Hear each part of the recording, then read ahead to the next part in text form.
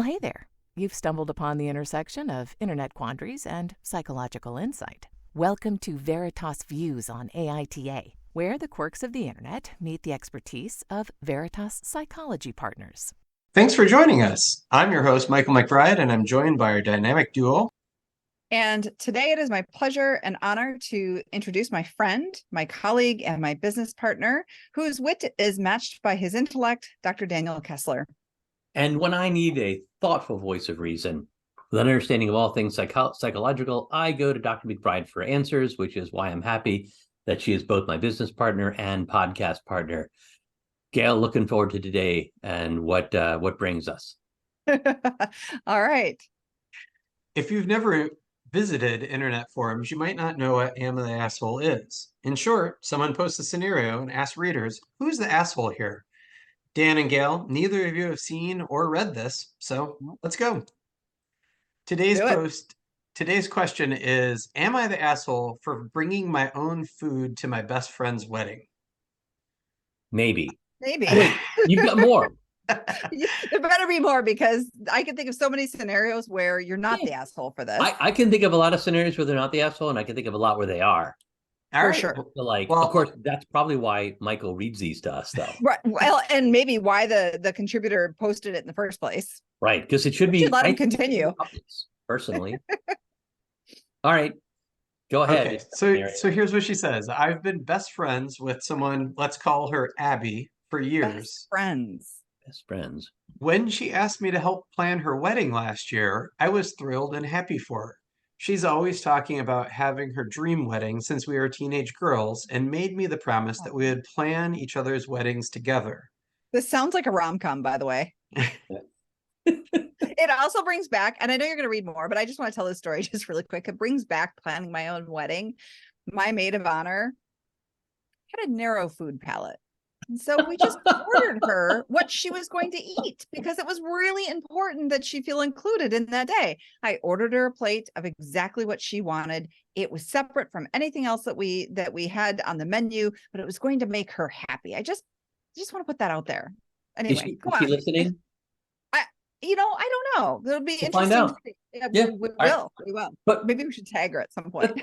And that honestly sounds like the right thing to do before hearing the actual "Am I the asshole?" Like, it seems like the right thing to do if someone's got some really particular food needs or a really particular palate. Being kind to them at your wedding seems correct for someone that close. But let's actually hear the problem. Hear more. Yeah. So through the process, the one thing that we disagreed on when planning the reception was the meal plan. We went over the menu options together, but I expressed concerns about the limited choices for my dietary preferences. I'm vegetarian for personal reasons, so I suggested to have at least one dish be vegetarian. Abby understood, but ultimately chose meals that better suited the majority of her guests, as she said the cost was not worth the trouble for a dish that, quote, most people wouldn't like. I didn't try to argue because ultimately it's her wedding, but I made the joke saying that I would bring my own Tupperware of food, and she said she would kill me if I did. Fast forward to the wedding day, I decided to bring my own prepared meal because I really wasn't satisfied with the catering options. I thought it was a subtle way to address my concerns, and I did it discreetly in the kitchen of the venue. However, when Abby overheard some of her family members helping out in the kitchen of what I had done, she was deeply hurt and upset as they gossiped about it with all the guests. During the reception, she broke down in tears, feeling insulted and embarrassed by my actions. I apologized and told her it was not my intention to embarrass her, but that I've been a vegetarian for most of our friendship, and that while I was happy for her and her big day, I wasn't going to eat something that I wouldn't enjoy or want. I made a side comment saying that I should have just eaten at home out of frustration, and that seemed to upset her even more. It seemed that my attempt to express my needs ended up causing a rift between us on her special day, leaving us both feeling hurt and distant despite our long history together. Further context, so she edited and added this little bit. There was one side salad at the venue, and I did eat it during the reception to not seem rude while declining the entire food offering. During dessert, I went to the kitchen and ate my food just in time to be back in time for the toast. The only thing I ate was the cake further into the night. That being said, I didn't realize that her aunt, uncle, and cousin were going to be in the kitchen and tell the other guests that I was eating in there. So, am I the asshole? This is interesting. And I do want to jump in and say, I can't imagine that the bride and the friend that this was the first time that they had a conversation about this friend's dietary preferences. I mean, she really is sort of dismissive of this vegetarianism and assumes that it's not going to be good or enjoyable food. And I have to imagine this is, in this long friendship, this is not the first time they've had this disagreement. Don't you think? Yeah, I mean, whenever we talk about these kinds of things, people like they speak as if it's the first time they've ever had any kind of conflict, and I often wonder what the backstory is that we don't get to hear, since a person's posting in there what they think. It's also like one of the things that struck me immediately was, when you're having a big fancy catered event, like no one from your family is in the kitchen. Yeah. So this is obviously to some degree self-catered. Yeah, I wondered about that as well. Or even a smaller catering company that came in to do it, as opposed to catering that happens at the venue of, say, right. Which makes me curious about now we're jumping into like, well, maybe it's this or maybe it's that, and I on all of these I'm always like, whoa, can we get more information here, because I want more information. That's what I would do in my office, is ask for more information, right, or coming to conclusions, which we don't get. But we don't get to really draw conclusions either. I mean, let's be fair. We would facilitate a conversation between these two friends, and friend therapy is actually kind of becoming a thing. So this would be certainly a great conversation to have between these two women. This would be a terrific conversation to have, and like somebody mentioned rom-com, like so many rom-coms, like honest, open communication could probably resolve a lot of this. Right. Earlier on, as well as respecting each other's perspectives on things. I get that I wouldn't want to tailor an entire menu around one person. At the same time, these days, many people have dietary preferences or needs. And we always want to plan every meal. For having planned some events, you always want to plan an event where everyone there is going to be able to enjoy their meal within reason. Yeah, no, I agree. And, maybe the vegetarian option from this caterer was truly not good. I mean, we've all seen that, where, you've got, let's say, a barbecue place and they have this throwaway vegetarian option, but it's not good. And it really would be a travesty to serve it. Yeah. And in that case, this bride is really holding on to this idea that the food has to come from this caterer, as opposed to, this friend maybe bringing something that was more palatable. And also interesting, then she breaks further down when the friend says, well, gosh, then I should have just eaten at home. Right. Why does the friend who's known as a vegetarian, why is it so important to the bride that this woman consume not only the food at the venue, but eat at the venue, I guess at the table? Right. And this I'm curious how important it is to this woman. I'm not super happy with anyone here, to be honest. This is. And one of the problems we run into is that I remember this someone saying this to me years ago. One of my dad's friends, weddings and funerals, like emotions are so high at weddings and funerals that small slights seem to be massive, because our emotional level, we're like our all of our neurons are firing and everything's humming along, and there may be, especially at a wedding, there's often alcohol. And so it makes the small flights bigger. And I often warn people before a wedding, like, something's going to go to shit, either before or during the wedding. Right. No, you got to plan it. And actually, you're quite grateful when something small goes to shit, because something's going to go to shit. You've made so many plans.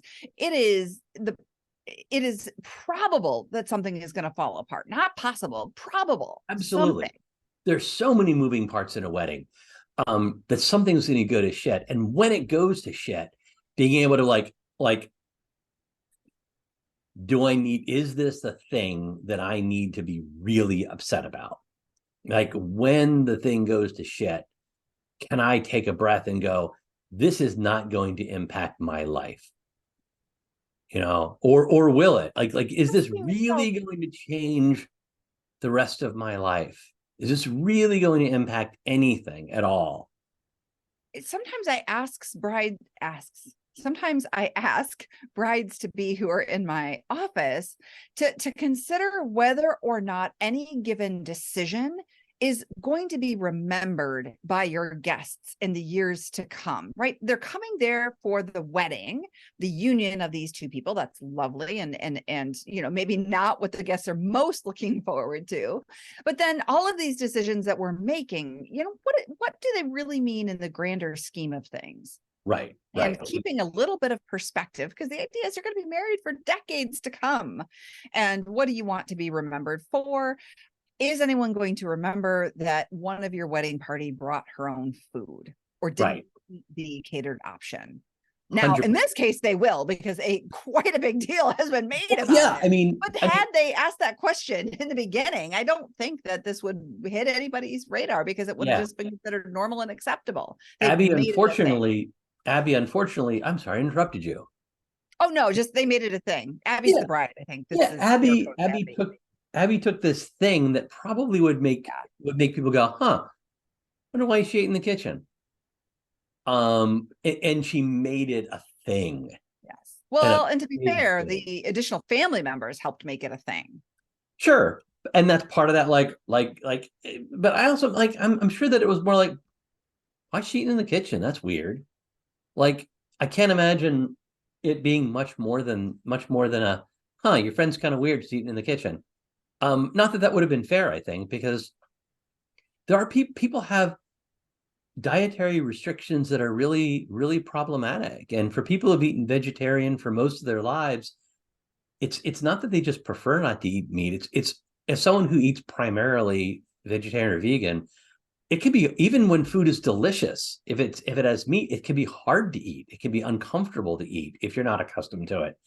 And I'm not saying that Abby is necessarily required to have an option, although it would be, I think, polite and respectful to have options available. But telling your guests that they're not allowed to eat or that they have to eat something is really problematic. Like, there are a lot better solutions here. Yeah, absolutely. So Dan, before I move on to what the internet said, ultimately, where do you stand then? I just don't think she's the asshole here. It sounds like the original poster tried to be discreet about it. She tried to tell her friend how important it is. She did her best not to make a big deal out of it. Like, she didn't bring her Tupperware to the table and pop it open and start eating right there. She kind of went discreetly. She ate the salad that she could eat or felt comfortable eating. She went and ate in the kitchen. I just having a hard time calling her an asshole as someone who has some dietary restrictions or dietary also by choice. I think she tried to do what she could given the situation, and I'm going to go with not the asshole. And I'm going to actually take it a step further. So I don't think the original poster is an asshole. I think the bride is being an asshole. She's being a bridezilla. Absolutely. And I'm going to loop in the family. I'm going to go so far as to say the family that ratted her out were being assholes. Yes, they're absolutely pot stirring. I'm getting some motions from the host here. Yes, they pot stirred. We recently, the host and I recently attended a wedding, and something went wrong. And I mentioned it to the bride's mother, and she went, "Oh, don't tell so-and-so, don't tell the bride that this thing happened." And I thought about it, and I thought, there's no reason she needs to know this, right? Yeah. This is her big day. And even if it's fine after the fact, I'm not going to tell her. It was her day. Let her remember it the way it was. Don't stir the effing pot, people. Yeah, I totally agree with that. Although I'm not quite ready to call the family assholes yet, because I don't know how much, it's not clear whether they're like, huh, that's weird, or whether they're like, did you see her eating in the kitchen? Oh my God, that's so awful of her. So if it's the first one, that kind of thing, conversation happens all the time at weddings or events. Oh, what is she? why did he wear that? Kind of conversations, and maybe not like in the deeply appalled kind of way, why did they wear that, but more I in just the don't think they like, should oh, have that's had it with curious. the bride. Yeah, Like I'm with kind the of bride's parents maybe, or someone else in the wedding party, but not with the bride. yeah, that's totally true. I agree with you on that much. In that situation, you tell the bride afterwards so that you Or don't mess with her here's day. something novel. Yeah. Ask the poster who's eating in the kitchen. Hey, we're noticing you're eating here. Everything okay? Like, or what's Right. that about? Like, well, we will just take a direct approach. And here's the other thing, if family is helping out, back to the family helping out in the kitchen, if family's helping out in the kitchen, why not create a plate for her? Right. As someone who eats vegetarian/vegan most of the time, if I'm at an event, it's not unusual for everyone else to have a different plate than me, because they've made arrangements for the vegetarians, vegans in the audience, or who are attending. And Yeah. everyone else has, like, steak or chicken on their plate, and they bring me out something that is vegetarian, and no one goes, oh my gosh, what is Dan eating? And they go, oh, they either don't comment or like, oh, Yeah. looks like you got vegetables. I'm like, yeah, I don't eat meat. And they go, oh, okay. And that's it. That's like the end of it. Yeah. Like, it is no big deal. She could have been brought the plate out. Yeah. Oh, And absolutely. That is the else. biggest failing. So if family was in the kitchen helping, and or the bride somehow obstructed the ability to put the preferred food on the same plate and have it at the table, whether she pick it up from the kitchen or something, she should have been able to have the meal at the table on the same plate. It should have been a non-issue if the bride wasn't going to accommodate the food choice or need. Give her a fucking plate. Like, if you're making so many plans that day, this one would not have hurt you to make. No, it is so easy to add in something else. Like, and I if I'm the bride, I might say, you know what, it's really expensive to bring something vegan. My family's helping in the kitchen. If you brought your own shit, we'll put it on a plate for you, and you can eat with everyone else. Wouldn't that be great? Oh, absolutely, that'd be great. Thank you so much. I really appreciate it. Done. Bring her a fucking plate. It's not a big deal. And I have to, this is so important, because given that they have planned their weddings together and talked about this and so intimately involved, I have to imagine that this woman was a maid of honor. I don't know that that was read in the original post, but I have to imagine she has a place of honor in the wedding party. Yeah. So to overlook this seems extremely problematic to me. Yeah. I hate to use to blame brides, because so much gets tied up in weddings. So I'm not willing to use the bridezilla word that you threw out, Gayle. Maybe it's you don't have to be willing. I threw it down. I'm not willing to go there, but I do think there was some inflexibility here that could have made that's this so nicely said. way better. Diplomatic. All right. So what did the internet say? Well, the internet mostly agrees with you. It was pretty universally not the asshole. There were lots of interesting comments along the way. For the most part, I'd say probably half of the people who commented not the asshole weighed in with their dietary preferences, saying, I'm vegetarian, I'm vegan, blah, blah, like all kinds of, there are so many different vegetarian options that are acceptable to a wider swath of people, whether it was a pasta or, they presented a lot of options like that. Well, let me just say, like, my opinions here as someone who's relatively food flexible, I still agree that that should have been the option. And so I'm not even coming at this conversation as someone who, identifies as vegetarian or vegan or gluten-free. I'm pretty flexible. Prefer not to eat a lot of these things, but could. And I still think she should have this. So I don't want this to be just a bias of someone who has a food preference saying that that the bride is being the asshole, or that the poster is not being the asshole. It really is coming from me, but for someone who identifies as more food flexible. And the other people did weigh in and say, like, my preference is meat. However, there should still be alternatives. And my favorite, I think, was somebody who said that they were married 30 years ago and we had a fucking vegetarian option. What the hell?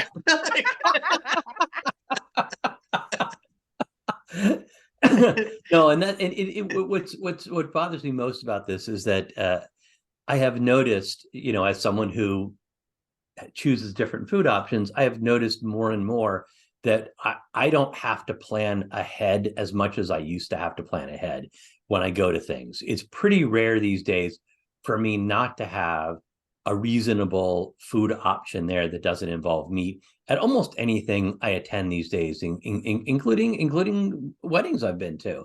Mm-hmm. So it really surprised me that there wasn't an option, or that they didn't, like, again, fix their fucking plate. Right. Like, I mean, even at the conference we recently attended together, yeah, you yeah. had easy food options, and they were nutritious and filling and pretty delicious. Yeah, yeah. It's not hard to do. It wasn't hard. It's not hard to provide, especially now. It's easier when you have buffet options, because you can throw out the meat. You know, the meat can be separate, and the the other things. So that which is the way they did it at this event. And it's harder when you're bringing out fixed plates for people, like at many weddings. But it can be done without difficulty, and it really could have been done in this particular case without difficulty. Absolutely. I will add, there was one other contingency online that was kind of interesting, which was the everyone sucks here, and the calling out the family, calling out the bride, calling out the friend, because they had that previous conversation, and the bride explicitly said, "Please don't do that," essentially, and so everybody kind of has made poor choices. Here's the problem, and Dan, you know this about me, is don't identify a problem without coming up with a solution. So it fell apart when she said, "I have a problem," and the bride went, "Okay, but don't do that." There was no solution offered. The bride should have then come up with a reasonable, acceptable solution. She had plenty of runway to do so. 100%. I 100% agree with that. The failure. I'm still putting the failure on the bride. Because while I could see a person saying that the original poster could have been more flexible to what the bride wanted, the reality is many weddings, especially if you're in the wedding party, you may be getting there at 6 o'clock for a wedding that takes place at 7:30 for a reception that goes until 11 o'clock at night and even worse, you're showing up at 6 or 7 a.m. for hair and makeup.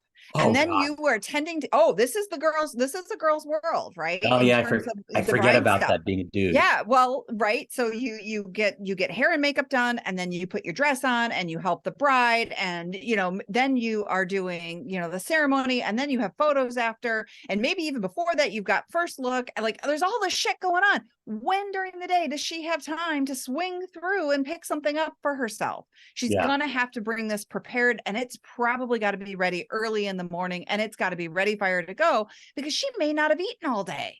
Yeah, totally. I'm with you there.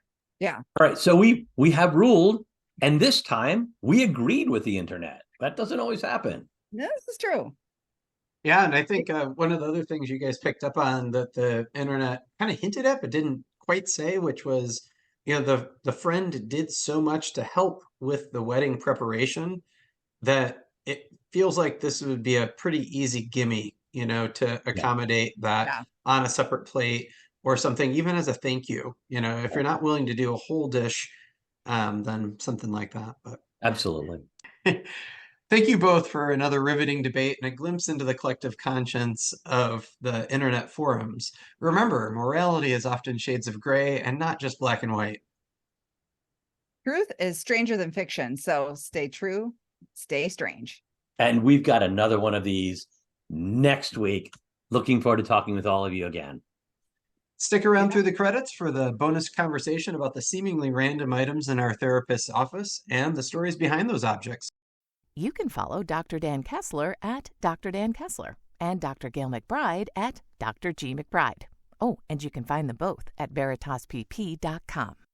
Credits: Tickling the Ivories, Matthew Reddington. Art, production, and design, bringing this show together with flair and finesse, Michelle Love. Recording and editing, turning chaos into something worth sharing, Michael MacBride. Intro and outro, Kelly Buttrick, a voice talent trained in reading other people's words. Cats, CJ, Linus, Sadie, and Griffin. Hosting by whomever lost the coin flip. Interruptions by all their children. And as promised, here is the bonus conversation. You got a book over your shoulder. And therapists, we all have books. I've got books behind me. It's always something important. Right? That one or this one? The first one. The one with the first one. Yeah. What is that? What the hell is that?